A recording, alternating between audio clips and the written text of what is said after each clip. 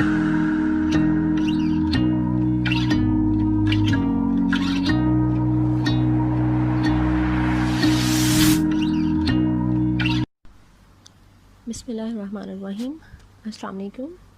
आज हम बात करेंगे what is going to happen in Kuwait and Saudia. What are the situations right now in those countries and what is going to happen, what can happen. ठीक है,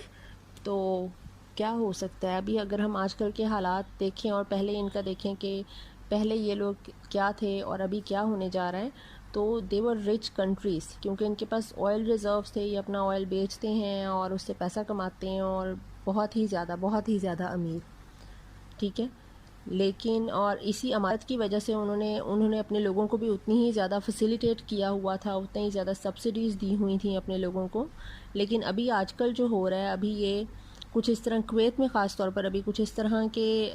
rules बन रहे हैं, law enforcements इस तरह की हो रही हैं कि उनको they might borrow money from international organisations, उनको लेना पड़ेगा शायद। वो क्यों लेना पड़ेगा, हम इस पे बात करेंगे। सबसे बड़ी वजह इन दोनों कंट्रीज़ के जो बिल्कुल ये फॉल हो रहा है, इनके फॉल की सबसे बड़ी वजह है ऑयल प्राइसेस का कम होना, द रिड्यूसिंग ऑयल प्राइसेस। आप ये देखें, और ख़ास तौर पर मतलब 2015 से तो ये काफ़ी ज़्यादा रिड्यूस हो रही थी, इनकी प्राइस में रिडक्शन था, लेकिन 2020 में ये पैंडमिक की वजह से इतना बुरा हाल हुआ है ऑयल का, इतनी बुरा हाल हुआ है। इवन अप्रैल में मुझे याद है कि ये भी सुनने में आया था कि वो लोग खुद कह रहे हैं कि आपको $3 पर बैरल हम देते हैं, आप ये उठा लो बस यहाँ से, एक बैरल जो है ना $3 पर बैरल आपको दे रहे थे। ठीक है, और बैरल भी आपको मिल रहा था और $3 भी उसके ऊपर मिल रहे थे। वो क्यों मिल रहे थे? क्योंकि पेंडेमिक की वजह से सब कुछ बंद हो गया था, पूरे जो वर्ल्ड है वो एक लॉकडाउन में थी। ठीक है, कोई गाड़ी नहीं चल रही, कोई पेट्रोल, कोई इंडस्ट्री नहीं चल रही है, तो पेट्रोल जो निकल रहा है, जो एक्सट्रैक्शंस हैं वो तो हो चुकी हैं, पेट्रोल तो आपका आ रहा है, जो रिज़र्व है वो आपके आ रहे हैं। अब उनको रखने के लिए जगह नहीं बची थी, जब रखने के लिए जगह नहीं बची और पीछे से आपका जो आए जा रहे हैं, तो आपको जब रखने के लिए जगह नहीं मिलेगी, आपको उसे कहीं ना कहीं तो सेल आउट करना है। पेट्रोल की प्राइस -$37.68 पर बैरल तक गई है, कि माइनस में चली गई, इतनी ज़्यादा रिडक्शन जो है वो हो गई। तो उस वक्त इन्होंने जो है वो ये बस कह के उठवाना शुरू किया कि आप लोग लो पैसे और इधर से उठाओ, जो ऑयल है यहाँ से उठाओ ये, ताकि हमें पीछे से जो आ रहा है हमें उसको रखने की जगह मिले। और इवेंचुअली मई में जाकर ये थोड़ा सा ऊपर हुआ है और थोड़ा सा प्राइस को थोड़ा सा बैलेंस करना शुरू हुआ कि कम से कम चलो प्लस में तो आई, जो माइनस में था चलो ज़ीरो से तो ऊपर आया ना माइनस के बाद।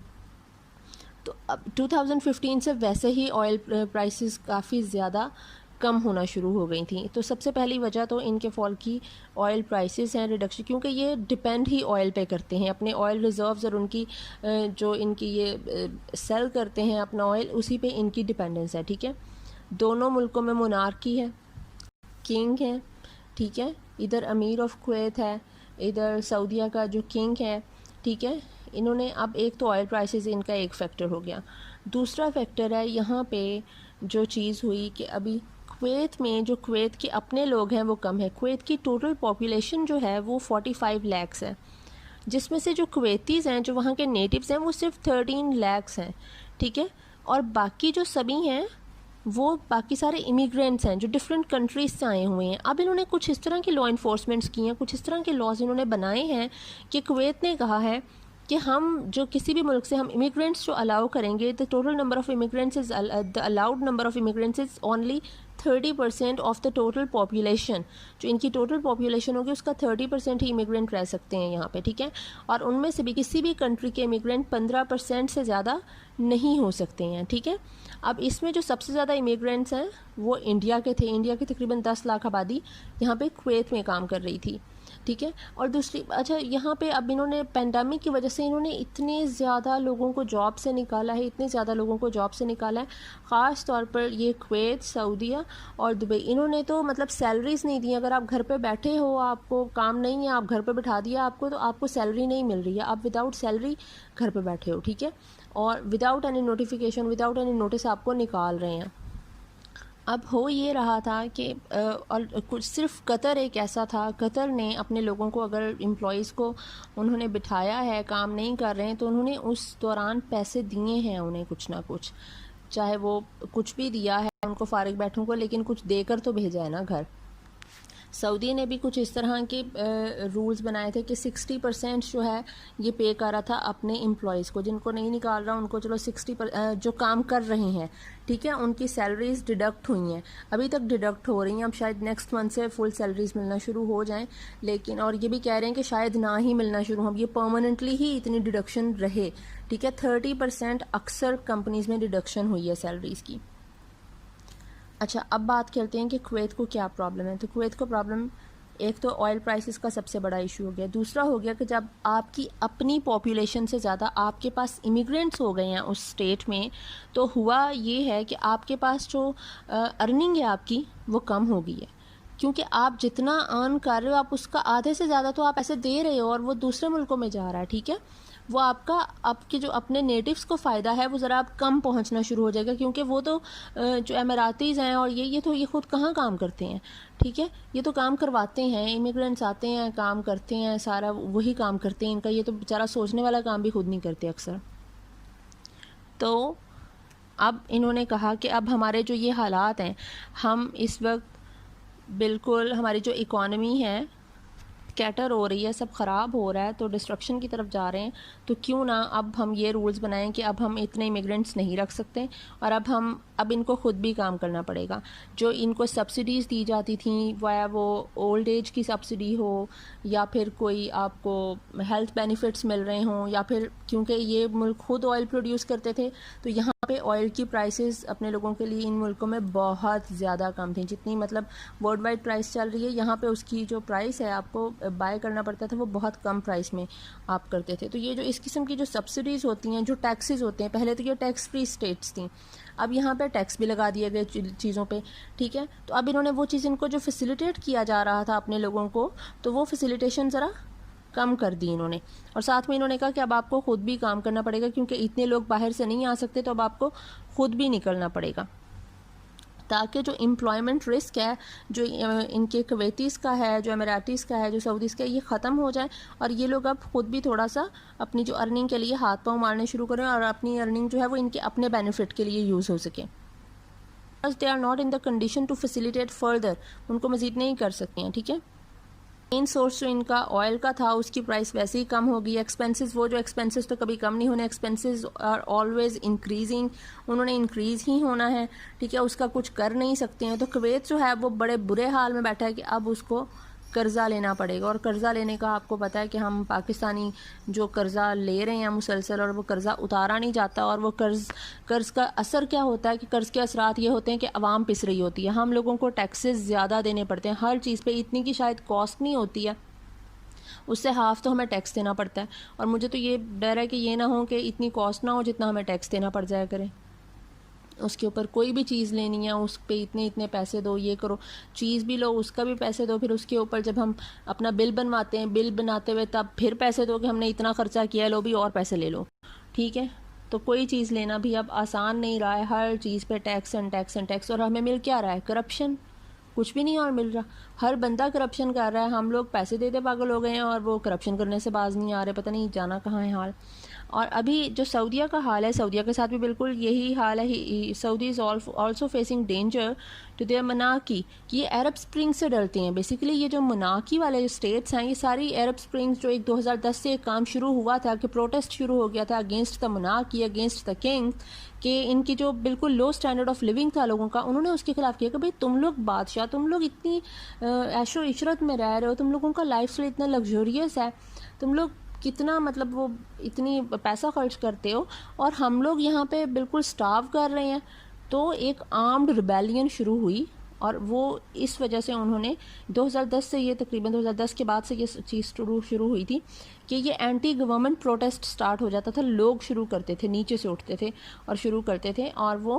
फिर इनके ख़िलाफ़, और ये जो इनका तख्ता उलटना कहते हैं कि बस वो वही वाला हाल हो गया था। अब सऊदी और कुवैत तो डरे ही इस वजह से, मैं यूएई हो गया, सऊदी हो गया, कुवैत हो गया, ये एमी तो नहीं इतना फैसिलिटेट कर रहे अपने लोगों को, इतने ज़्यादा जो सब्सिडीज़ देते हैं, ठीक है, टैक्स फ्री स्टेट्स जो बन गई थी वो एमी तो नहीं बनी थी ना, वो अपने लोगों को खुश करने के लिए बनी थी। सऊदिया ने तो इवन अभी जब इसके हालात, ये यमन से इसकी जो वॉर शुरू हुई है 2015 से, जो हाल सऊदी ने अपना किया है, एक तो आप पहले ही बुरे हाल में, अपने ऑयल रिजर्व सेल कर रहे हो और सारा कुछ कर रहे हो, आपके पास बचना कुछ नहीं है, ठीक है, ऊपर से आपने वॉर स्टार्ट कर दिया।